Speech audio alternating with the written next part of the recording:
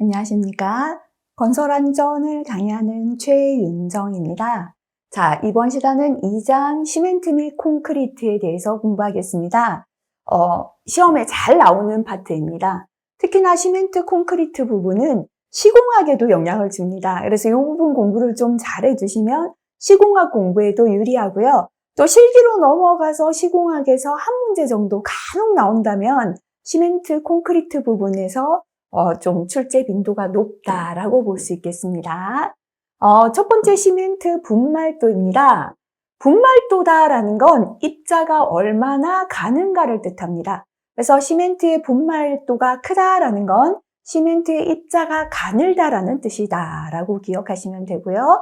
자, 그러면 분말도가 큰 시멘트의 특징을 살펴보겠습니다.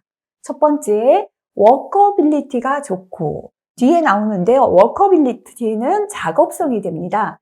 입자가 작을수록 워커빌리티가 좋아요. 이렇게 시멘트가 시멘트를 갠다라고 하죠. 그죠? 이렇게 작업하기가 좋아지고요. 블리딩이 적다. 블리딩은 재료가 분리되어서 재료 분리 뒤에 가서 나옵니다. 이것도요.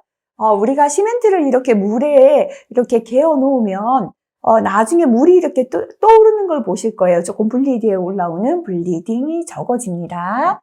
자, 그 다음에 수화 반응이 빠르다. 수화 반응은 시멘트하고 물과의 반응입니다. 그래서 이 입자가 가늘수록 수화 반응이 빠르게 되고요. 수화 반응 결과 열이 발생되어서 그 수화열 때문에 시멘트가 빨리 건조됩니다. 시멘트는 건조될수록 강도가 생깁니다. 그래서 수화 반응이 빠르고 초기 강도가 크게 됩니다. 수화열이 높다. 아까 그랬죠? 수화 반응 결과 수화열이 생기기 때문에 수화 반응이 빠르니까 수화열이 높게 됩니다. 자, 시멘트량이 전략됩니다. 입자가 작아서 작업하기 좋기 때문에 시멘트량 전략되고요. 하지만 내구성은 작아진다. 시멘트를 작게 쓰다 보면 아무래도 강도는 약해지겠죠. 그죠? 자, 그래서 분말도가 너무 크면, 너무 지나치게 크면 풍화되기 쉽다. 풍화라는 건 시멘트 속의 성분과 공기 중의 성분이 만나서 결국은 시멘트를 시멘트에 결함이 생기게 하는 거예요. 품질을 저하시키는 거죠. 그래서 풍화가 된다라는 건 품질 저하가 생긴 거죠. 그죠? 그래서 지나치게 입자가 너무 작으면, 분말도가 너무 크면, 입자가 너무 작으면 풍화되기 쉬운 단점이 있습니다. 분말도가 클수록 시멘트 분말이 미세하다라는 뜻이 되겠습니다. 자, 그 다음 넘어갑니다. 포틀랜드 시멘트인데요. 포틀랜드 시멘트 종류 한번 보겠습니다. 포틀랜드 시멘트는 보통 포틀랜드 시멘트가 있습니다. 일반 시멘트가 보통 포틀랜드 시멘트가 됩니다. 자, 일반 콘크리트 공사에 사용됩니다. 자, 그 다음에 조강 포틀랜드 시멘트가 있는데요. 조기 강도를 증진. 조기 강도를 높였습니다. 그 말은 조강, 빨리 굳어져서 아까 제가 시멘트가 건조되어 굳어져야 강도가 생긴다 그랬죠? 시멘트가 빨리 굳어지는 콘크리트다, 시멘트다라고 보시면 됩니다. 그래서 한중은 겨울이죠. 추울 때 콘크리트. 잘못하면 얼어버리겠죠. 그래서 빨리 굳어지는 조강 포틀랜드 시멘트는 조기 강도를 증진시켜서 추울 때 하는 한중 콘크리트 또는 급하게 해야 하는 긴급 공사용 콘크리트에 사용됩니다. 중용열은, 저열은 이제 조강은 조기에 열을 내서 조기 강도를 높였는 겁니다. 요거 먼저 할게요. 저열 포틀랜드 시멘트는 수화열, 아까 물하고 시멘트가 반응해서 열을 낸다 그랬죠? 이 열이 빨리 굳어지게 해서 강도는 내지만 이 열이 발생함으로 인해서 균열을 생기게 할 수 있습니다. 그래서 저열 포틀랜드 시멘트는 수화열을 최소화했습니다. 왜냐하면 열 때문에 균열이 생기는데요. 대규모, 지하 구조물, 댐, 매스 콘크리트는 대형 콘크리트를 뜻해요. 대형, 그죠? 이렇게 대형에는 대규모 이 콘크리트에는 열이 너무 발생되면 균열이 생겨버립니다. 그래서 이렇게 수화열을 최소화해서 수화열을 최소화한다는 건 균열을 방지하기 위해서예요. 그럼 이렇게 대단면에 대규모 지하 구조물, 댐, 매스 콘크리트 같은 대형 구조물을 해서 균열을 방지하기 위해 쓰는 게 저열 포틀랜드 시멘트가 됩니다. 자, 조강 포틀랜드하고 저열 포틀랜드 중간쯤이 중용열 포틀랜드 시멘트입니다. 조강 포틀랜드 시멘트보다는 수화열을 저감시킨 게 되겠습니다. 그래서 땡공사, 메스 콘크리트, 방사능 차폐용. 그죠? 그래서 아까 저열 포틀랜드도 그랬죠. 댐이나 메스 콘크리트 쓰는데요. 조강 콘크리트 조개 강도의 수화열이 높다 보니까 균열이 생기죠. 그 균열을 방지하기 위하여 열을 낮추었습니다. 중용열 포틀랜드. 그래서 이렇게 댐이나 메스 콘크리트, 대규모 콘크리트나 방사능 차폐용으로 사용됩니다. 특징이 방사능 차폐용 되겠다. 그죠? 자, 그 다음에 내황산염 포틀랜드 시멘트인데요. 내화학성을 가집니다. 그리고 내구성을 향상시킨 게 됩니다. 그래서 내화학성이 있어야 되는 하수, 배수, 해양 구조물에 사용됩니다. 자, 그럼 이제 특징을 하나씩 한번 살펴봅니다. 보통 포틀랜드 시멘트, 그죠? 보통 우리가 사용하는 시멘트인데요. 실리카, 알루미나, 산화철, 석회 등이 포함된 원료를 혼합하여 용융소성한 클링커에 소량의 석고를 가합하여 미분쇄한 것이다. 미세한 가루로 만든 건데요. 자, 산화철의 함유량이 가장 적은 게 보통 포틀랜드 시멘트가 됩니다. 시멘트에 실리카, 알루미나, 산화철, 석회에 석고를 소량 가합해서 미분쇄한 게 되겠습니다. 시멘트의 응결 시간은 굳어지는 시간이죠. 분말도가 높을수록, 그죠? 분말도가 아까 높을수록 응결 시간은 빠르다, 빨리 굳어진다 그랬죠. 물 시멘트 비가 적을수록, 물 시멘트 비가 적다는 건 물이 적다는 뜻입니다. 물이 적고 시멘트가 많다는 뜻이에요. 시멘트가 많이 들었기 때문에 물이 적고 시멘트가 많다. 뒤에 나옵니다. 이것도 시멘트가 많은 게 시멘트가 많다. 자, 네, 시멘트가 많기 때문에 빨리 응결되겠죠, 그죠? 응결 시간 빨라집니다. 그리고 온도가 높을수록 응결이 잘 된다, 그죠? 자, 그래서 응결 시간은 분말도 높을수록 물 시멘트 비는 적을수록 온도가 높을수록 응결 시간은 빨라집니다. 그러나 풍화된 시멘트일수록 아까 풍화되었다라는 건 약간의 결함이 생긴 거다, 그죠? 요 풍화된 시멘트 쓰면은 콘크리트에 아까 하자가 생긴다라고 했죠. 풍화된 시멘트일수록 느리게 됩니다. 시멘트의 안정성 측정 방법으로는 오토클레이브 팽창도 시험 방법이 있습니다. 한 번씩 필기에 나옵니다. 자, 그 다음에 조강 포틀랜드 시멘트. 좀 전에 설명했죠. 그죠? 조기 강도다. 그랬죠? 조기에 고강도를 낼 수 있도록 한 시멘트입니다. 그래서 조기 강도가 높고 수화 발열량이 많으므로, 수화 발열량이 많다는 건 물하고 반응해서 열을 많이 내니까 조기에 굳어져서 강도가 높다. 이게 조강 포틀랜드다라고 했습니다. 그래서 추울 때 타설하는 한중 콘크리트나 급하게 공사하는 긴급 공사용 포틀랜드 콘크리트로 이용되고요. 하지만 조기에 빨리 굳어지다 보니까 건조 수축이 커서 균열이 발생하기 쉬운 단점이 있습니다. 그래서 그리고 콘크리트 수밀성 구조물 내구성이 우수합니다. 자, 그 다음에 중용열은 조강 포틀랜드보다는 아까 열을 저감시킨 거라 그랬죠. 시멘트 발열량을 저감시킬 목적으로 사용합니다. 시멘트 성분 중에 규산 3석회나 알루미네이트, 알루민산 3석회가 적고 장기 강도를 지배하는 벨라이트, 규산 2석회를 많이 함유한 시멘트가 되겠습니다. 자, 그래서 벨라이트나 규산 2석회를 많이 함유했습니다. 규산 3석회나 알루미나나 알루민산 3석회는 적게 포함되어 있습니다. 수화 속도를 지연시켜서 수화열을 작게 한 시멘트입니다. 그래서 수화열을 낮게 하여 단기 강도보다는 조기에 빨리 건조가 안 되기 때문에 장기 강도, 나중에 서서히 강도가 증진되겠습니다.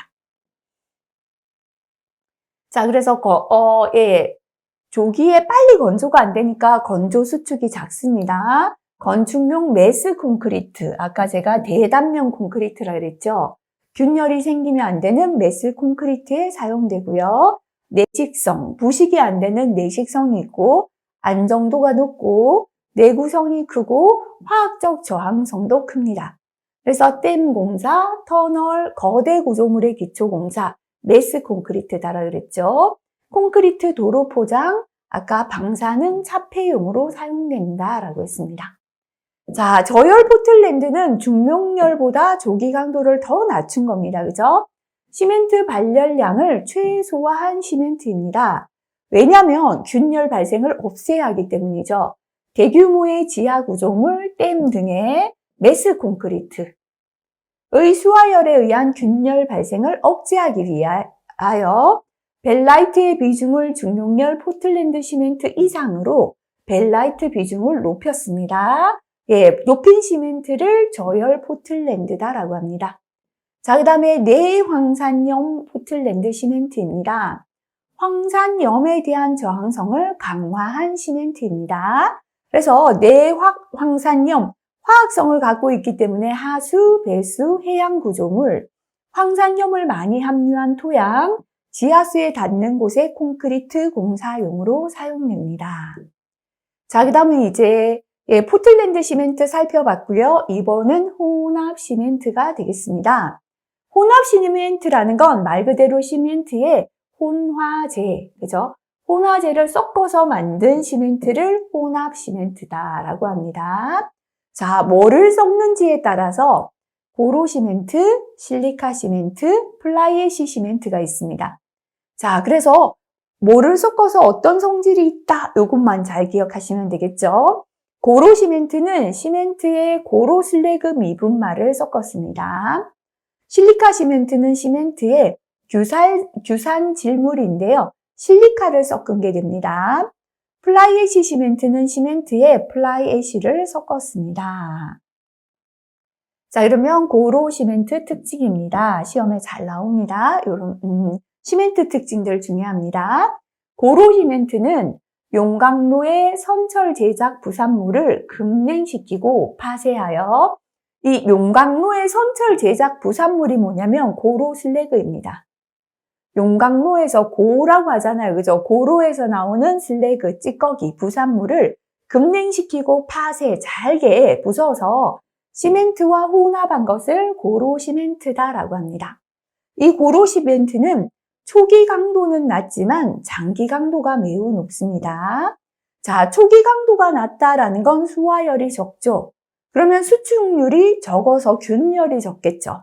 그럼 어디에 쓸 수 있다? 매스 콘크리트, 대형 단면 콘크리트용으로 적합하겠습니다. 또한 염분에 대한 저항이 크다. 자, 그래서 염분에 대한 저항이 크다는 건 내해수성, 바닷물에 견디는 능력을 갖고 있다라는 게 됩니다. 화학 저항성도 큽니다. 방수성이 뛰어나서 댐, 항만공사, 공장 폐수 공사 등에 사용됩니다. 자, 좀 전에도 나왔지만 수화열이 적어서 응결 시간이 느리기 때문에 겨울철 공사에는 주의를 요한다. 동해, 걸기 쉽습니다. 그죠? 자, 고로 시멘트 다시 보면 용광로가 고라고 했잖아요. 선철 제작 부산물, 다시 말하면 고로 슬래그 미분말을 혼합했고요. 초기 강도는 낮으나 장기 강도가 높습니다. 그래서 수화열이 적고 수축률이 적어서 매스 콘크리트용으로 사용되고요. 자, 이것도 특징이지만 염분에 대한 저항과 내해수성이 크고 화학 저항성이 큽니다. 그래서 댐이나 항만공사, 공장 폐수 공사에 쓰이고 수화열이 적기 때문에 겨울철 공사는 주의를 요하는 게 좋겠습니다. 자, 그 다음 넘어갑니다. 네, 그리고 보통 포틀랜드 시멘트에 비하여 비중은 작습니다. 중성화가 빨라서 풍화되기 쉬운 단점이 있다, 그죠? 고로 미분말을 사용했기 때문에 비중이 작고, 비중이 작으니까 풍화되기 쉽고요. 알칼리 골재 반응이 일어나지 않는다. 알칼리 골재 반응이라는 건 시멘트의 어떤 성분과 골재의 어떤 성분이 공기와 만나서 일으키는 반응인데 역시나 균열 같은 게 발생될 수 있습니다. 이 알칼리 골재 반응은 일어나지 않습니다. 자, 그 다음에 실리카 시멘트인데요. 시멘트 클링커와 규산 질물 실리카를 혼합한 것으로 단기 강도는 적으나 장기 강도가 포틀랜드 시멘트와 유사하게 높다. 그죠? 단기 강도가 적다는 건 초기 강도는 낮고 장기 강도가 높다는 거죠. 초기 강도가 낮다는 건 수화열이 적다라는 것이고, 그래서 수화열은 적고 수밀성이 큽니다. 역시나 해수에 대한 저항도 큽니다. 자, 하지만 저온에서는 시멘트 굳어지는 응결이 느려집니다. 콘크리트의 워커빌리티, 작업성을 좋게 하고 작업성이 좋으면 재료가 분리되는 블리딩은 감소됩니다. 자, 역시나 화학적 저항성이 크기 때문에 단면이 큰 구조물 해양공사에 사용됩니다. 자, 실리카 시멘트는 시멘트 클링커의 규산 질물 실리카를 혼합했습니다. 예, 단기 강도는 적으나 장기 강도가 높다 그랬죠. 그 말은 수화열이 적다는 것이고요. 수밀성이 크고 해수에 대한 저항도 높습니다. 저온에서는 응결이 느리고요. 콘크리트 워커빌리티, 작업성을 좋게 하고 블리딩 감소시킵니다. 단면이 큰 구조물 해양공사에 사용됩니다. 자, 그 다음 플라이 애쉬 시멘트가 되겠습니다. 화력발전소에서 완전 연소한 미분탄의 회분을 포집한 것을 플라이 애쉬라고 합니다. 그래서 플라이 애쉬는 화력발전소에서 연소한 미분탄 있죠. 재잖아요. 그죠? 이 재를 포집한 게 플라이 애쉬가 됩니다. 플라이 애쉬를 포틀랜드 시멘트에 혼합한 것이 플라이 애쉬 시멘트가 되겠습니다. 콘크리트 역시나 워커빌리티를 증대시키며 작업성이 좋기 때문에 물을 적게 넣어도 되겠죠. 사용 수량을 감소시킬 수 있습니다. 자, 역시나 수밀성이 좋으므로 수리 구조물, 물을 저수하거나 물을 이용하기 위하여 만들어진 구조물을 뜻합니다. 에 사용되고요. 수화열이 적고 건조 수축도 적어요. 열이 적기 때문에 건조 수축에 의한 균열 적겠죠. 해수에 대한 내화학성이 크고요. 댐 공사를 위시하여 일반 토목 건축 공사에 널리 사용됩니다. 자, 그 다음에 금방 혼합 시멘트를 살펴봤고요. 이번에는 특수 시멘트가 되겠습니다. 첫 번째 알루미나 시멘트입니다. 알루미나 시멘트는 보크사이트와 석회석을 원료로 합니다. 알루미나 시멘트는 보크사이트와 석회석을 원료로 하고요. 성분 중에는 산화 알루미늄이 많으므로 자, 요 알루미나는 초기 강도가 높습니다. 그 말은 수화열이 크다라는 거죠. 수화열이 크면 균열이 생길 수 있으니까 대형 단면에는 사용하기가 곤란하다라는 게 되겠죠. 그리고 염분, 화학 저항성이 큽니다. 자, 이렇게 초기 강도가 높기 때문에 초기 수화 발열이 커서 대형 단면 부지에는 부적당하겠죠. 그러나 초기 강도가 높기 때문에 긴급 공사, 동절기 공사에 적합한 게 알루미나 시멘트가 되겠습니다. 알루미나 시멘트는 보크사이트, 석회석을 원료로 하고 초기 강도가 높고 염분, 화학 저항성이 큽니다. 초기 수화 발열이 크기 때문에 긴급 공사, 동절기 공사에 적합합니다. 그 다음 폴리머 시멘트입니다. 폴리머라는 건 고분자 물질을 폴리머라고 합니다. 고분자 물질. 고분자, 잠시만요. 고분자다, 요거 기억하면 되겠습니다.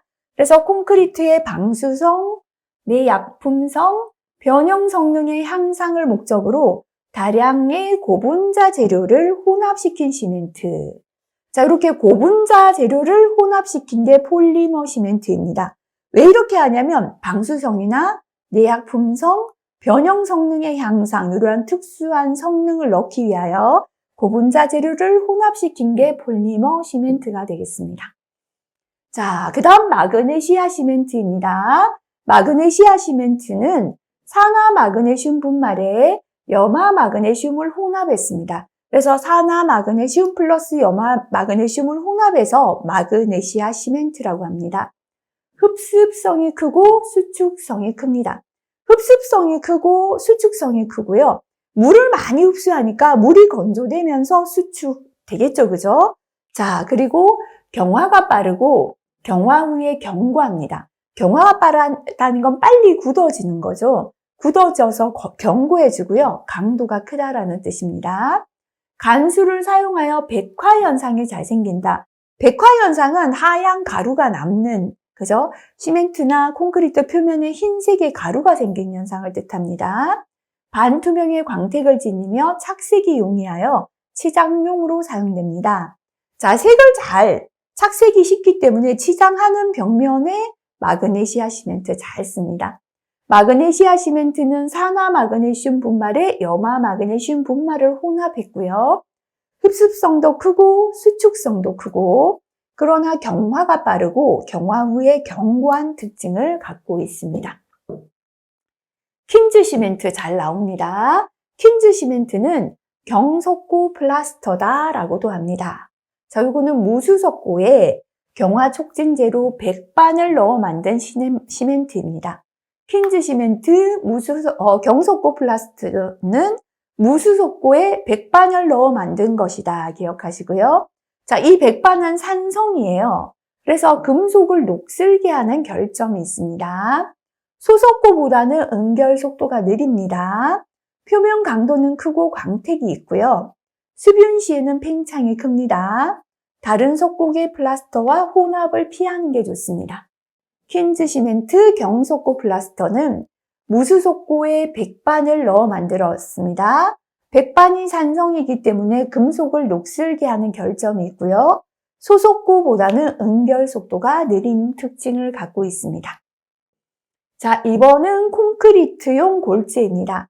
우리가 콘크리트다라는 건 시멘트에, 콘크리트는 시공학 가면 나옵니다. 시멘트에, 죄송합니다. 다시 해볼게요. 시멘트에, 시멘트 모래, 자갈, 물을 섞은 게, 콘크리트입니다. 그럼 요 중에서 모래는 장골재, 자갈은 굵은 골재라고 합니다. 그럼 콘크리트에 사용되는 골재는 어떤 성능이 있어야 되는가? 요구 성능에 대해서 살펴보겠습니다. 첫 번째 골재 강도는 경화한 시멘트 강도보다, 골재의 강도는 경화한 시멘트 페이스트 강도보다 커야 합니다. 골재가 시멘트하고요, 골재하고 둘 중에 강도가 어떤 게 더 커야 된다? 골재가 더 커야 된다는 겁니다. 형태는 거칠고 구형에 가까운 것이 좋습니다. 구형은 둥글잖아요. 근데 표면이 거칠고 그래야 부착력이 좋습니다. 구형에 가까운 게 좋고요. 평평하거나 세장한 것, 아주 납작하거나 뾰족한 것은 좋지 못합니다. 먼지나 유기 불순물을 포함하지 않는 게 좋습니다. 왜냐하면 나중에 다 분리되기 때문이고요. 골재의 입형이 둥글고, 아까 구형 둥글고, 입도가 고른 게 좋습니다. 장것과 굵은 것이 적당히 혼합된 것이 좋다. 입도가 고르다는 건 장것과 굵은 게 섞여 있다라는 뜻입니다. 운모가 다량으로 포함된 골재는 콘크리트 강도를 저하시키고 풍화되기 쉬워요. 그래서 운모가 다량으로 포함된 골재는 좋지 못하다, 그죠? 강도 저하와 풍화를 일으킵니다. 골재의 입도는 표준 망체를 사용한 체가름 시험으로 확인한다. 체가름 시험은 체에 걸러보는 거예요. 작은 체에 걸러서 입도 얼마, 좀 굵은 체에 걸러서 입도 얼마, 이렇게 체를 통과하는 걸 가지고 골재 입도를 결정한다라는 겁니다. 그래서 콘크리트용 골재는 강도는 경화한 시멘트 페이스트 강도보다 골재 강도가 커야 됩니다. 형태는 거칠고 구형에 가까운 게 좋고요. 편편하거나 세장한, 뾰족한 건 좋지 못합니다. 유기 불순물을 포함하지 않는 게 좋습니다. 입형은 둥글고 입도가 고른 게 좋은데요. 입도가 고르다는 건 장것과 굵은 것이 적당히 혼합된 것을 말합니다. 운모가 다량으로 포함되면 강도 저하와 풍화되기 쉬워집니다. 골재의 입도는 체가름 시험으로 확인할 수 있습니다. 자, 골재의 함수 상태인데요. 이 부분도 교재에서 그림 한번 확인하시면 좋겠습니다. 첫 번째, 요거부터 볼게요. 표면 수량부터 볼게요. 요거 표면 수량 말고 흡수량 먼저 볼게요. 흡수량이다라는 건 표면 건조 내부 포화 상태, 표면은 건조하고 물이 없고요. 내부에 포화되어 있어요. 표건 상태라고 합니다. 골재 중에 포함하는 수량을 말합니다. 그래서 표면에는 물이 없고 내부에만 물이 있는 게 흡수입니다. 흡수량이 됩니다. 자, 그 다음에 함수량입니다. 함수량은 수분 상태. 다시 말하면 수분이라는 건 표면까지 물이 있는 상태죠. 골재 내외에 함유한 전체 수량, 그죠? 흡수는 내부에만 물이 있는 거고 함수는 표면에까지 물이 있는 겁니다. 그 다음에 유효 흡수량입니다. 표면 건조 내부 포화 상태와 기건 상태의 수량의 차이입니다. 표면 건조 내부 포화 상태는 표면에는 물이 없고 내부에 물이 있는 거고요. 기건 상태는 공기 중 건조 상태입니다. 그래서 표면 상태하고 기건 상태 수량의 차이를 유효 흡수량이다라고 합니다. 자, 그 다음에 표면 수량은 함수량과 3번 말고 이게 3번이 되면 더 쉬울 것 같네요. 표면 수량은 함수량은 표면에서 내부까지 물이 있는 거고요. 흡수량은 내부에만 물이 있는 거죠. 요 차 빼고 나면 표면에 있는 물의 양이 되죠. 그래서 표면 수량은 함수량과 흡수량의 차가 됩니다. 자, 유효 흡수량이다라는 건 표건 상태와 기건 상태 수량의 차이다. 그래서 요거 한번 기억하시기 바라고요. 그림 한번 봐주시기 바랍니다. 자, 그 다음에 계산하는 거 볼게요. 우리가 목재에서 계산했잖아요. 자, 우리가 표면 수율은 수분 상태 질량 표면 수분, 그랬죠, 그죠? 표건이었죠. 그래서 표면 수율은 표건 질량 분의 수분 상태 질량 마이너스 표건 질량 곱하기 100에서 퍼센트 나타냅니다. 표면 수분, 표건이었죠, 그죠? 자, 그 다음에 흡수율은 흡표건, 절건 동일하죠, 그죠? 흡수율은 절건 질량 분의 표건 질량 마이너스 절건 질량 곱하기 100입니다. 흡표건, 절건이고요. 자, 이제 요거 추가되었죠, 그죠?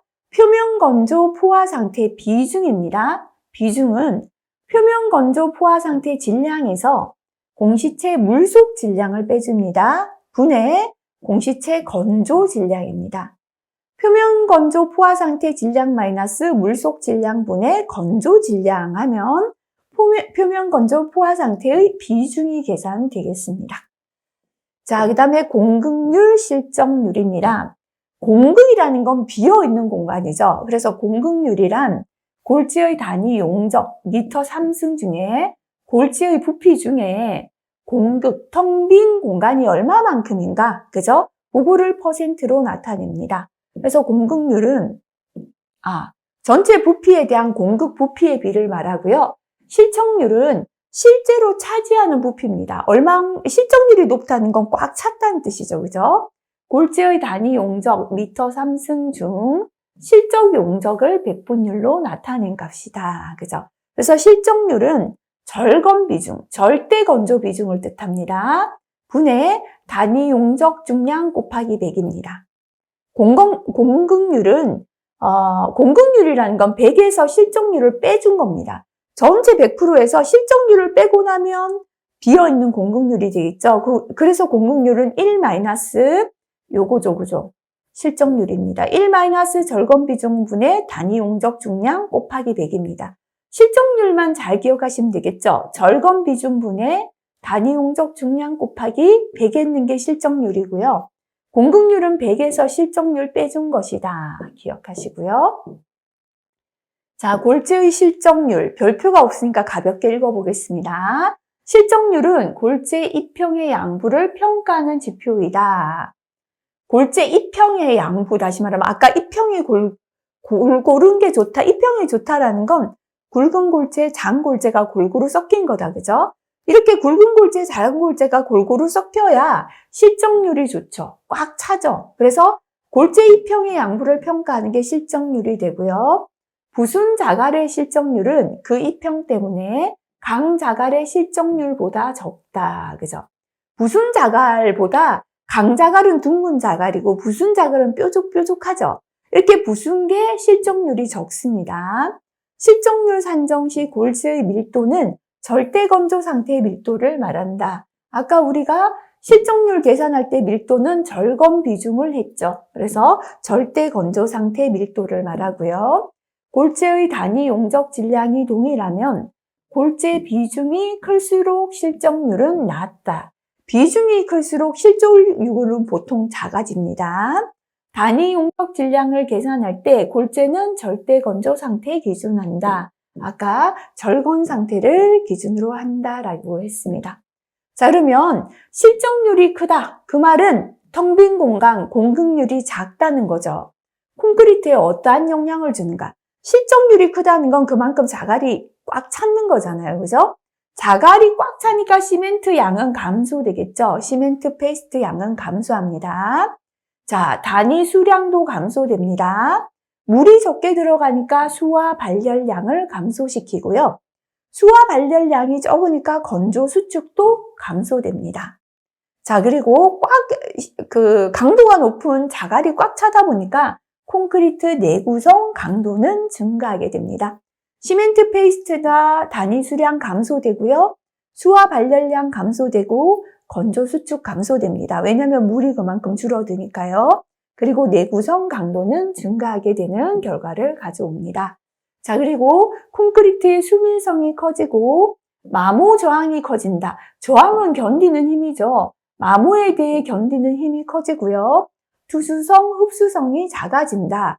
물이 잘 스며들지 않게 되고요. 경제적으로도 이게 더 유리하다. 그죠? 그래서 얼마만큼 골재가 실정률이 좋은가, 골재가 골고루 잘 차 있는가가 이만큼 중요하다는 게 되겠습니다.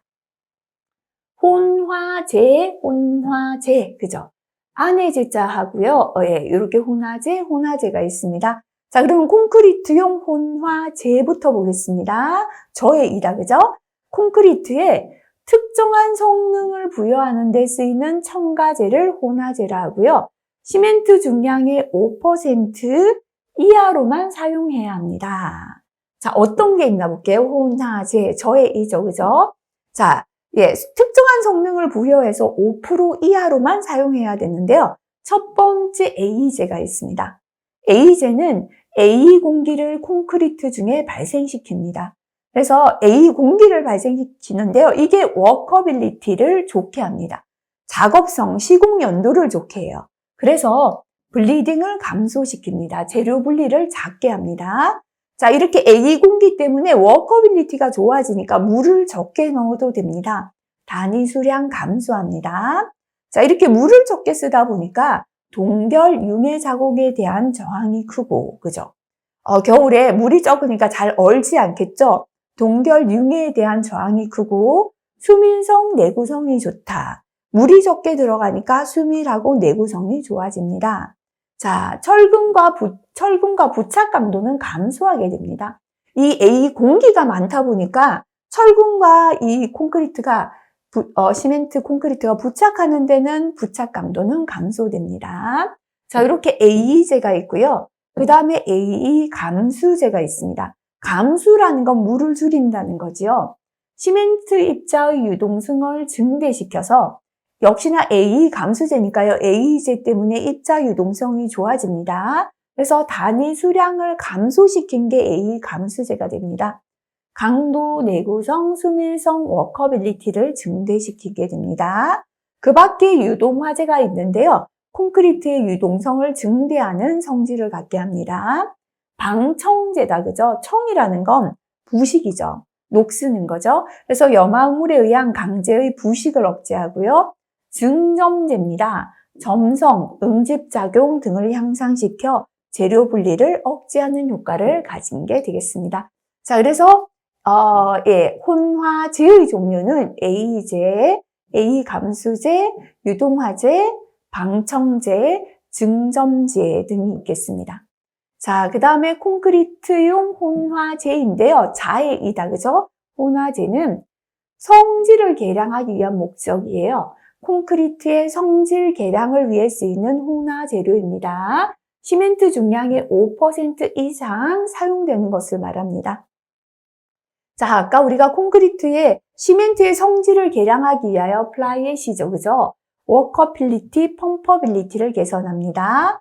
고로 슬래그 미분말을 섞었죠. 수화열 억제, 알칼리 골재 반응 억제시켰습니다.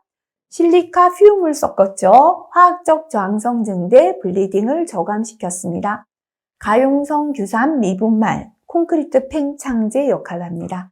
그래서 콘크리트의 성질을 계량하기 위해서 시멘트 중량의 5% 이상 사용할 수 있는 혼화제에는 플라이애쉬, 고로 슬래그 미분말, 실리카 퓨움, 가용성 규산 미분말이 있다 정도 아시면 되겠습니다. 자, 그 다음에 굳지 않은 콘크리트의 성질입니다. 아직 굳어지기 전에 콘크리트가 가지는 성질인데요. 워커빌리티, 시공성, 제가 작업성이다라고도 했죠, 그죠? 작업성이다라고도 합니다. 워크가 일하다, 작업성, 그죠? 재료 분리를 일으키지 않고 작업이 용이하게 될 수 있는 정도입니다. 자, 반죽을 하는데, 시멘트 반죽하는데 자꾸 재료가 분리되면 작업성이 나쁜 거죠. 이렇게 재료 분리를 일으키지 않고 작업이 용이되게 할 수 있는 정도를 워커빌리티, 시공성 또는 작업성이라고 합니다. 반죽 질기에 따른 작업의 난이성과 재료 분리 정도다라고도 할 수 있습니다. 자, 그 다음에 펌퍼빌리티는 펌프 압속성이다라고도 합니다. 우리가 콘크리트를 펌프에 의해서 운반하잖아요. 이렇게 펌프에 의한 운반을 실시하는 경우에 펌프로 콘크리트가 압송되기 쉬운 정도, 요거를 펌퍼빌리티다라고 합니다. 플라스티시티인데요. 플라스틱이 성형, 모양을 만들다는 뜻이거든요. 그래서 플라스티시티는 성형성이 됩니다. 거푸집에 쉽게 다져 넣을 수 있고, 거푸집이 형틀이니까요. 쉽게 다져 넣어야지 모양을 만들죠. 거푸집을 제거하면 허물어지거나 재료 분리가 되지 않는 정도, 이렇게 모양을 만들기 쉬운 성질이 플라스티시티가 됩니다. 피니시가 마감이죠. 그래서 피니셔빌리티는 마감성이 되겠습니다. 굵은 골재의 최대 치수, 장골재율, 장골재 입도, 반죽 질기 등에 의한 마무리하기 쉬운 정도를 피니셔빌리티다라고 합니다. 자, 다시 보면 피니셔빌리티는 마감성, 마무리하기 쉬운 정도입니다. 플라스티시티는 성형성이죠. 거푸집에 쉽게 다져 넣을 수 있고 거푸집 제거했을 때 재료 분리가 되지 않는 정도이고요. 펌퍼빌리티는 펌프 압송성입니다. 펌프로 콘크리트가 압송되기 쉬운 정도를 뜻하고요. 워커빌리티, 작업성 또는 시공성입니다. 재료 분리를 일으키지 않고 작업이 용이하게 될 수 있는 정도입니다. 자, 그 다음 보겠습니다. 네. 그 다음, 다시 누를게요. 그 다음, 넘어가서 콘크리트에 영향을 미치는 요인 한번 볼게요. 금방 했습니다. 워커빌리티, 작업성, 시공성이죠. 워커빌리티에 영향을 주는 요인입니다. 자, 시멘트는요, 앞에서 나왔습니다. 분말도가 크다라는 건 입자가 작다, 그죠? 입자가 작을수록 워커빌리티 증대됩니다. 작업성이 좋습니다. 시멘트량이 많으면 점성이 커지므로 시멘트가 많으면 시멘트는 붙는 힘이 있죠. 점성이 있기 때문에 워커빌리티 증대됩니다. 시멘트가 풍화되면 아까 풍화라는 건 결함이 생긴 거라 그랬죠. 워커빌리티 감소됩니다. 단위 수량이 너무 많거나 시멘트보다 너무 물이 많거나 적어도 너무 물이 없어도 반죽이 힘들고 너무 물이 많아도 반죽이 분리되잖아요. 그죠? 워커빌리티 감소합니다. 단위 수량을 너무 증가시키면 재료 분리 생기기가 쉽기 때문에 워커빌리티가 좋아진다고 볼 수 없습니다. 자, 온도가 높으면 빨리 굳어지죠. 워커빌리티 감소합니다. 온도는 높으면 워커빌리티 감소합니다. 비빔을 충분히 하면 워커빌리티는 증대됩니다. 잘 비비는 게 반죽을 잘하기 위해서죠. 워커빌리티 증대되는데요. 과도하게 비빔 시간이 길면은 시멘트 수화를 촉진해서 워커빌리티 나빠집니다. 과도한 비빔은 워커빌리티를 나쁘게 합니다.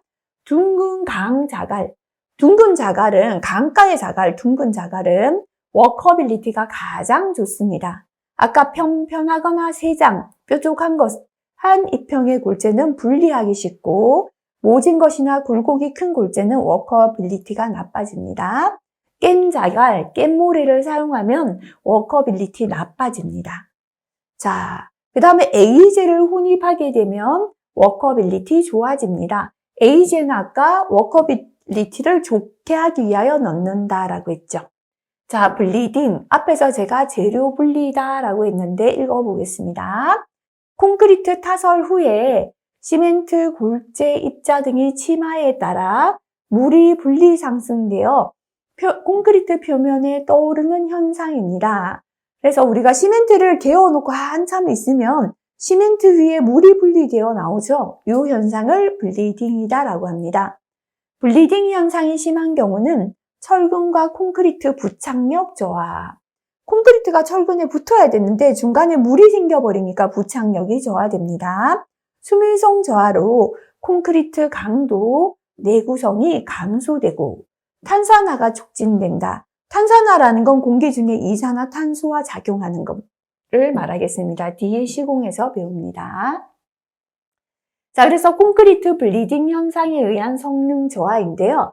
자, 골재, 시멘트 페이스트와 부착력 저하를 일으키고 철근과 시멘트 페이스트도 부착력 저하가 됩니다. 자, 이렇게 부착력이 저하되니까 재료가 분리되니까 콘크리트 수밀성도 저하되고요. 수밀성이 떨어지니까 콘크리트의 강도, 내구성도 저하되죠. 그래서 재료 분리가 되면 결국은 강도가 저하되는 것이다. 그죠? 자, 레이턴스입니다. 간혹 나옵니다. 레이턴스도. 블리딩에 의하여. 블리딩은 아까 시멘트에서 물이 발생하는 현상이라 그랬죠. 콘크리트 표면에 떠올라 침전한 미세한 물질입니다. 자, 물과 함께 콘크리트 표면에 분리되어서 나중에 보니까 미세한 물질이 가라앉는 거예요. 요거를 레이턴스다라고 합니다. 블리딩에 의하여 콘크리트 표면에 떠올랐다가 침정, 가라앉은 미세한 물질을 레이턴스다라고 합니다. 자, 콘크리트의 재료 분리입니다. 콘크리트를 구성하는 성분의 균질성이 없어지는 현상. 재료 분리라는 건 재료가 균질하지 못하고 다 분리되는 현상을 뜻한다. 그죠? 자, 이렇게 콘크리트 재료 분리가 되면 어떨 때 재료 분리가 되는가 원인이 되겠습니다. 재료 분리가 되는 원인은 콘크리트의 플라스티시티, 성형성이 작을 때. 자, 모양을 만들기가 힘든 거죠. 그죠? 다 분리되어 버리니까요. 아까 너무 과도한 진동은 분리를 일으킨다 그랬죠. 진동기를 과다하게 사용했을 때 분리됩니다. 단위 수량이 지나치게 클 때, 물이 너무 많아도 분리됩니다. 물의 양이 많고 시멘트가 적은 경우 점성이 적어서 재료 분리 발생됩니다.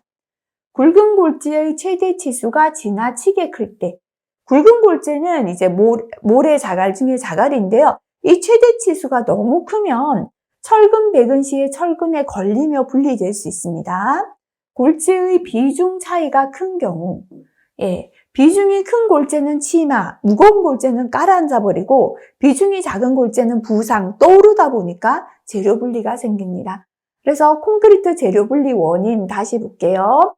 콘크리트의 플라스티시티, 성형성이 작은 경우, 진동기를 과다하게 사용한 경우, 단위 수량이 지나치게 큰 경우, 굵은 골재 최대 치수가 지나치게 큰 경우, 골재의 비중 차이가 큰 경우가 원인이 되겠습니다. 자, 그 다음에 콘크리트의 공기량이 되겠습니다. A제, 아까 혼화제였죠. 콘크리트 중에 A 공기를 만들어주는 겁니다. A제 사용량의 증가에 따라 공기량은 거의 직선적으로 증가하게 됩니다. A 콘크리트 공기량은 보통 3에서 6%를 표준으로 합니다. 콘크리트를 진동시키면 공기량은 감소됩니다. 그래서 너무 지나치게 진동시키면 공기량이 많이 감소된다. 그죠? 그래서 워커빌리티 나빠진다 그랬습니다. 콘크리트 온도가 높으면 공기량이 감소됩니다. 온도가 높으면 빨리 굳어지죠. 이러면 공기량 감소됩니다. 온도가 10도씨 증감에 반비례하여 공기량은 20에서 30% 감증, 줄어듭니다. 지나치게 긴 비빔 시간은 공기량을 감소시킵니다. 콘크리트를 비빌 때는 3에서 5분만이 최고가 되며 그보다 길거나 짧아도 공기량은 감소하게 됩니다. 자, 그래서 공기량 다시 한번 보면 에이제 사용하면 공기량 증가합니다. 진동시키면 공기량은 감소됩니다. 온도가 높으면 공기량 감소되고요. 지나치게 긴 비빔 시간은 공기량을 감소시킵니다. 자, 반죽 질기 별표 없으니까 가볍게 읽어보겠습니다. 반죽이 질다라는 건 물의 양에 따라 달라지겠죠. 수량의 다소에 따른 반죽의 질고 된 정도를 반죽 질기라고 하는데요. 슬럼프 값으로 표시합니다. 슬럼프라는 건 교재에 보면 그림이 시공에 가면 나옵니다.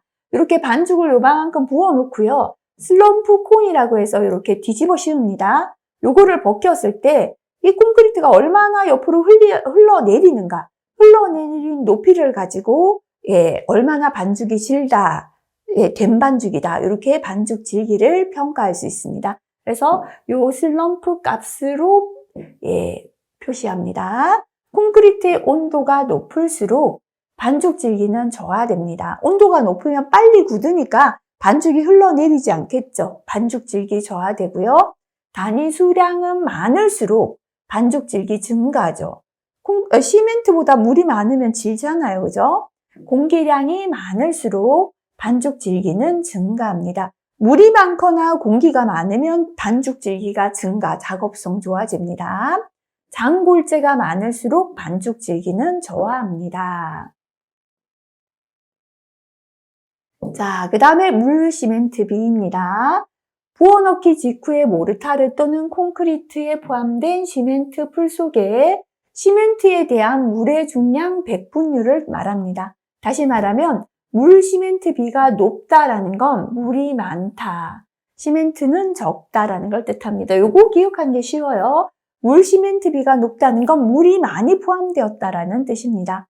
그래서 물 시멘트 비 퍼센트는 시멘트 중량 곱하기 시멘트 부피분의 물의 중량 곱하기 물의 부피 곱하기 100에서 퍼센트 나타냅니다. 시멘트분의 물이 물 시멘트비가 되겠습니다. 자, 물 시멘트비는 콘크리트 강도, 내구성 증가에 가장 큰 영향을 준 게 물 시멘트비입니다. 자, 물이 너무 많이 포함되면 강도, 내구성 다 저하되겠죠. 그래서 콘크리트 강도나 내구성에 가장 큰 영향 준 게 뭐다? 물 시멘트비가 되겠습니다. 자, 그 다음 콘크리트의 건조 수축으로 넘어갑니다. 시멘트의 제조 성분에 따라 수축량이 다릅니다. 골재의 실적률이 크다라는 건 골재가 많이 포함될수록 물이 적게 들어가니까 건조 수축은 작아지겠습니다. 물 시멘트가 크다는 건 물이 많은 거죠. 근데 물 시멘트비가 낮다는 건 물이 적은 거죠. 그러면 물이 건조하는 거니까요. 건조 수축은 작아지겠죠. 된 비빔이다라는 건 물이 적게 들었다는 뜻이죠. 건조 수축은 작아집니다. 된 비빔일수록 단위 수량이 적으므로 건조 시 수분 증발에 따른 건조 수축도 작아지겠죠. 골재의 탄성 계수가 크고 경질일수록 건조 수축은 작아지겠습니다. 자, 그 다음에 콘크리트의 탄산화 또는 중성화입니다. 콘크리트는요, 약알칼리성인 콘크리트 중에 수산화석회 또는 수산화칼슘이 CaOH2, 수산화 칼슘이죠, 그죠? 가 공기 중에 이산화탄소 CO2와 만납니다. 자, 그러면서 CaCO3죠. 탄산칼슘을 만들어요. 그리고 물이 생깁니다. 자, 이렇게 이산화탄소의 유입으로 중성화되면서 탄산칼슘 중성이 되면서 콘크리트가 알칼리성을 상실하고 철근이 부식되는 현상입니다. 그래서 콘크리트 중에 수산화칼슘이 공기 중에 이산화탄소와 만나서 알칼리성을 상실하고 철근이 부식되는 현상을 탄산화, 콘크리트의 탄산화 또는 중성화다라고 합니다. 그래서 결국은 중성화가 좋아요, 나빠요? 그죠? 철근이 부식되기 때문에 이 중성화 현상은 생기지 않도록 하는 게 좋겠죠. 그죠? 자, 콘크리트 중성화의 원인 보겠습니다. 자, 물 시멘트비가 클수록 물이 많이 포함될수록 중성화 속도는 빨라집니다. 탄산가스, CO2죠. 이산화탄소의 농도, 온도, 습도 등의 외부 환경 조건도 영향을 미치게 됩니다. 자, 온도는 높을수록, 습도는 낮을수록 중성화는 빠르게 됩니다. 온도가 높고 습도가 낮을수록 중성화 빠르게 되고요. 경량골재 콘크리트, 가벼운 골재 콘크리트가 보통 콘크리트보다 탄산화 속도가 빠릅니다. 그래서 너무 경량골재는 탄산화 때문에 좋지 못하다, 그죠? 탄산화된 부분은 페놀프탈레인 용액을 분무해도 착색되지 않아요. 이 부분 필기 한 번씩 나옵니다. 탄산화가 진행되면 페놀프탈레인 용액에 착색되지 않고요. 중성화가 되면 콘크리트 내 철근은 아까 녹이 슬기 쉬워진다라고 했습니다. 자, 그 다음에 콘크리트 중성화 저감 대책. 중성화가 되면 철근이 녹슬기 때문에 좋지 못합니다. 그래서 중성화를 저감시켜야 되겠죠. 그죠? 아까 물이 많이 들어가면 중성화가 진행된다라고 했기 때문에요. 물 시멘트비는 어떻게 낮추는 게 좋습니다.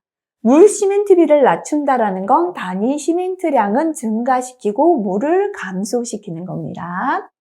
혼합 시멘트, 경량골재는 사용을 금지하는 게 좋습니다. 혼합 시멘트나 경량골재 사용을 금지하고요. A 감수제. A 감수제는 A 공기를 이용해서 물을 줄이는 거죠. 고성능 감수제, 물을 감수하는 감수제를 사용하는 건 도움되겠죠. 네, 그 다음 12번 크리프입니다. 일정한 하중을 받고 있던 콘크리트가 하중의 증가가 없이 시간이 경과함에 따라 콘크리트의 변형이 증가하는 현상입니다. 요 콘크리트 단면이 있고요. 하중은 일정하게 작용하는데 계속해서 하중을 받다 보니까 하중의 증가가 없는데도 시간의 증가함에 따라 콘크리트 변형이 증가하는 현상을 계속해서 변형이 증가되는 걸 크리프다라고 합니다. 자, 콘크리트에서 크리프가 증가하는 원인을 살펴볼게요. 첫 번째, 시멘트 페이스트가 묽을수록 크리프는 크다. 자, 시멘트는 적게 들었고 물이 많이 들었으니까 변형이 많이 생깁니다. 작용하는 응력이 클수록 크리프가 크다. 응력은 가하는 힘이 커요. 그럴수록 변형도 커지겠죠. 제하 시기라는 건 하중을 가하는 시기입니다. 콘크리트가 완전히 굳어지고 하중을 가해야 되는데 완전히 굳기도 전에 하중을 가하는 시기가 빠를수록 크리프가 커집니다. 재령인데요. 콘크리트를 타설한 뒤로부터 경과일수입니다. 콘크리트는 완전히 굳어야 강도가 생깁니다. 근데 이 재령이 짧을수록 콘크리트를 건조시키는 시간이 짧을수록 크리프는 크다, 변형이 커지죠. 그래서 이 재하 시기가 빠르고 재령이 짧다라는 건 우리가 아파트 부실 시공이다 너무 빨리 올렸다, 그죠? 이럴 때 재하 시기가 빠르고 재령이 짧아지니까 크리프가 크다, 변형이 커져서 균열도 생기고 붕괴도 일어나고 합니다. 물 시멘트비가 크다라는 건 물이 많고 시멘트가 적죠. 아까 시멘트 페이스트가 묽다 하는 말하고 똑같죠. 크리프는 크다라고 할 수 있겠습니다. 자, 그 다음에 콘크리트의 비파괴 시험 방법이 됩니다. 비파괴 시험이다라는 건 재료를 손상시키고 하지 않는 시험이에요. 재료를 깬다거나 부순다거나 이건 파괴 시험이 되고요. 음파법이죠. 콘크리트 공시체에 진동을 주어서 공명 진동으로 측정하는 방법입니다. 초음파법은 초음파 펄스를 콘크리트 내부에 발사 후에 초음파 속도를 측정하는 방법이 되고요. 레이더법은 레이더를 콘크리트에 침투시켜서 탐사하는 방법입니다. 방사선법은 콘크리트에 X선, 감마선을 투과하고 투과광선을 필름에 촬영하여 결함을 발견하고요. 표면경도법, 반발경도법인데요. 해머로 콘크리트 표면을 타격하여 반발력으로 콘크리트의 압축 강도를 측정하는 건데요. 자, 요거는 어떻게 하는 거다라는 것보다 콘크리트 비파괴 시험의 종류는 어떤 게 있나, 그죠? 음파법, 초음파법, 레이더법, 방사선법, 표면경도법 또는 반발경도법이 있습니다. 자, 이번에는 콘크리트가 아니라 콘크리트 구조물입니다. 콘크리트로 지은 건물의 비파괴 시험 방법이죠. 슈미트 해머법, 초음파법, 방사선법, 인발법 등이 있다. 요거 비교해서 한번 보시고 지나가시면 되겠습니다. 자, 그 다음에 넘어가서 콘크리트 종류 및 특징입니다. 이 부분은 시공학 넘어가면 다시 공부합니다. 앞에서 우리가 A제, 그죠? 자, A제 혼화제 할 때 배웠는데요. A 콘크리트는 A제를 사용하여 A제는 A 공기를 만들죠. 그래서 그만큼 시공 연도, 워커빌리티를 좋게 하니까 물을 적게 써도 된다라고 했습니다.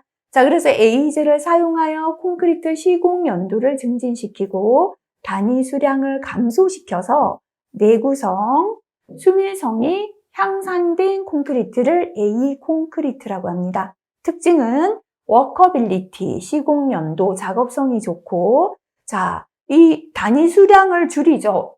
워커빌리티가 좋으니까 물을 적게 써도 되죠. 그러니까 재료 분리는 적어지겠습니다. 동일 물 시멘트 비인 경우 압축 강도가 낮다. 공기량이 1% 증가하면 강도는 5% 정도 감소합니다. 그만큼 공기량이 많다 보니까 강도는 낮아진다라는 겁니다.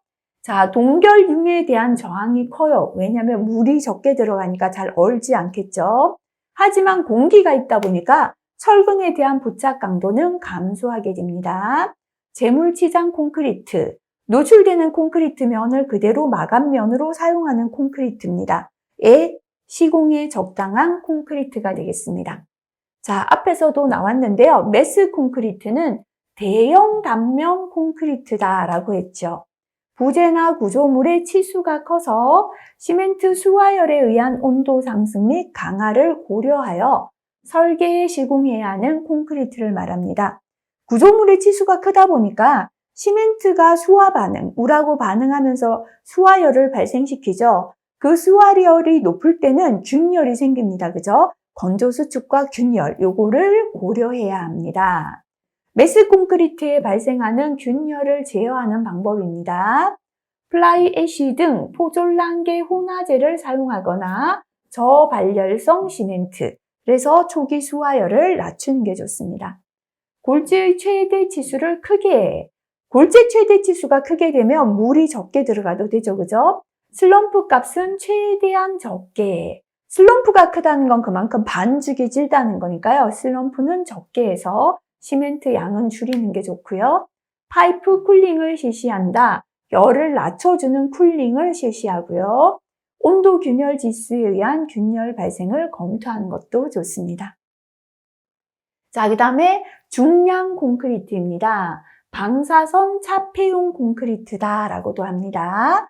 방사선을 차폐할 목적으로 중량 골재, 무거운 골재를 사용하는 콘크리트를 말합니다. 중량 골재 종류에는 자철광, 중정석, 갈철광 같은 중량 골재를 사용해서 방사선을 차폐할 목적의 콘크리트가 중량 콘크리트 또는 방사선 차폐용 콘크리트가 되겠습니다. 자, 경량이죠. 가볍고 기포, 중간에 기포가 있다. 공기 구멍이 있다. 그죠? 공기가 있다. 요 경량 기포 콘크리트를 ALC다라고 합니다. 자, 요거는 골재를 사용하지 않고 콘크리트 속에 미세하고 안정된 독립 공기를 조성하는 기포제, 그죠? 알루미늄 분말을 혼입했습니다. 그래서 경량화, 가볍게 한 콘크리트입니다. 골재를 사용하지 않고 공기를 조성하는 기포제, 알루미늄 분말을 혼입해서 경량화한 콘크리트를 경량기포 콘크리트 ALC다라고 합니다. 보통 콘크리트에 비하여 탄산화 우려가 크다. 그죠? 공기가 들어있다 보니까 이게 아무래도 탄산화, 중성화 우려가 크고요. 열 전도율은 보통 콘크리트보다 약 10분의 1 정도로 낮아요. 그래서 단열성이 우수합니다. 현장에서 가벼우니까 취급이 편리하고 절단이나 가공도 용이합니다. 그래서 단점은 중성화 우려가 있는데요. 단열성이 우수하고 경량화라서 취급이 편리하고 절단 및 가공이 용이한 특성을 갖고 있다.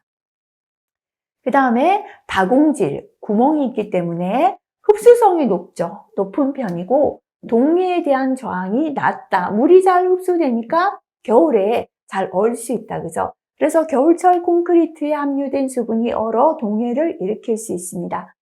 자, 압축 강도에 비해서 휨 강도나 인장 강도는 상당히 약합니다. 휨이나 인장 강도가 약하다. 왜냐하면 공기가 있고 추밀하지 못하니까. 그죠?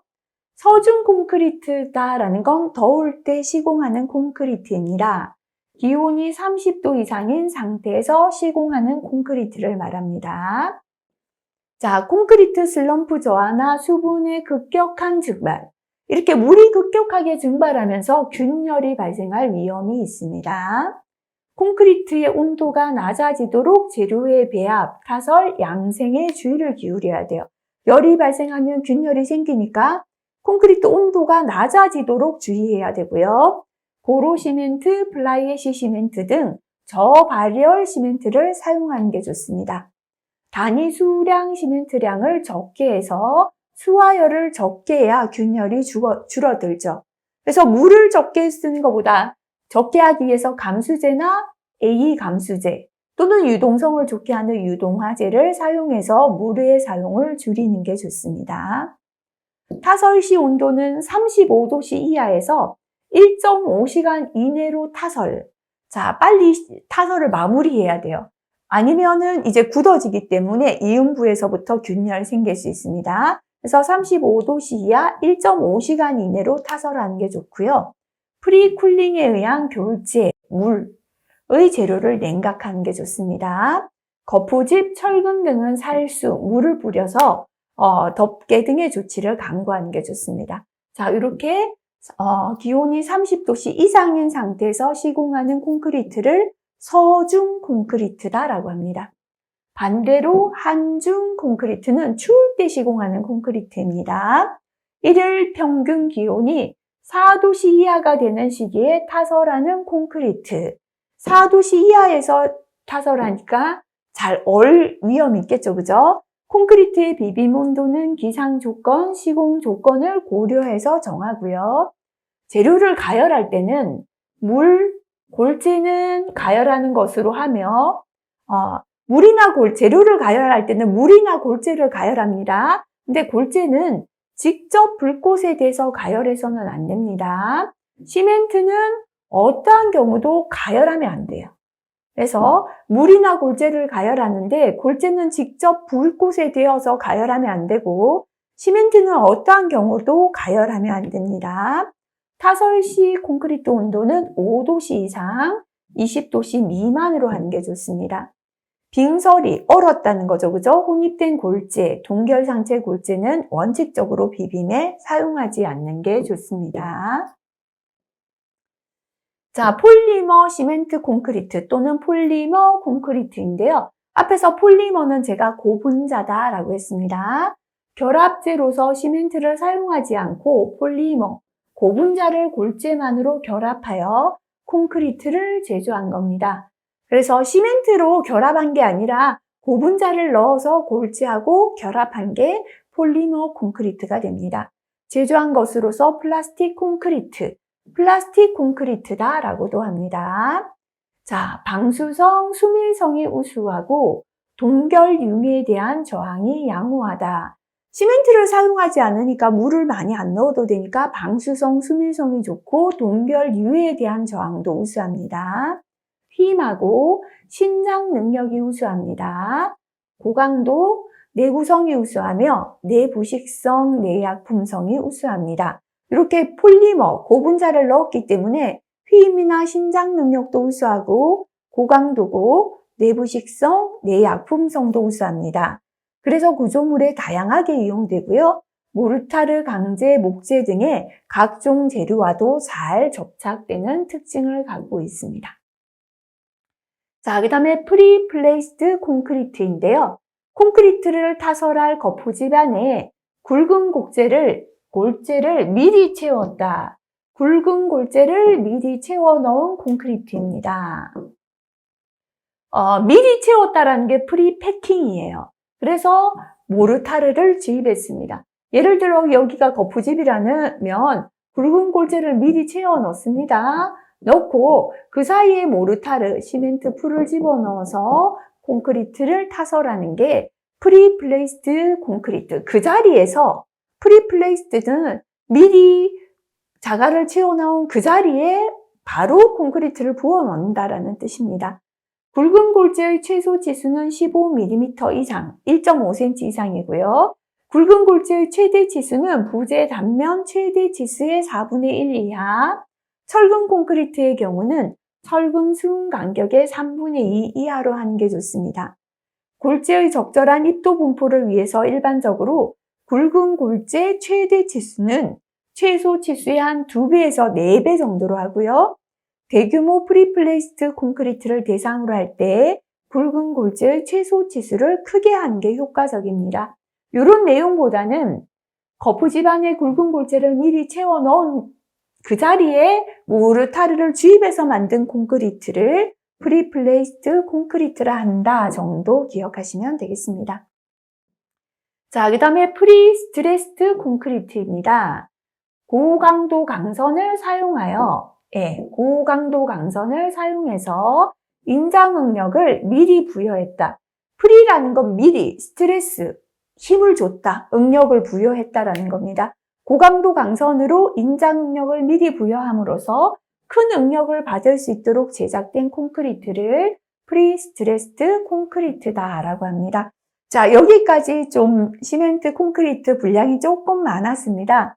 하지만 이렇게 조금 훑어놓고 중요한 내용 알고 시공 넘어가시면 시공이 조금 유리하실 겁니다. 그래서 다 강의 필기용이니까 안 들어도 돼 하지 마시고요. 그냥 문제를 푸시는 것보다는 강의를 한번 들으시고 조금 핵심을 이해하셔야 문제풀이 쉬워집니다. 그래서 자꾸 필기는 강의 안 듣고 그냥 답만 암기하면 돼. 그런 생각 버리시고요. 한번 듣는 게 문제를 쉽게 빨리 푸는 방법이다 기억하시면 되겠습니다. 이번 시간 여기까지 하고 다음 시간은 석재 넘어가도록 하겠습니다. 수고하셨습니다.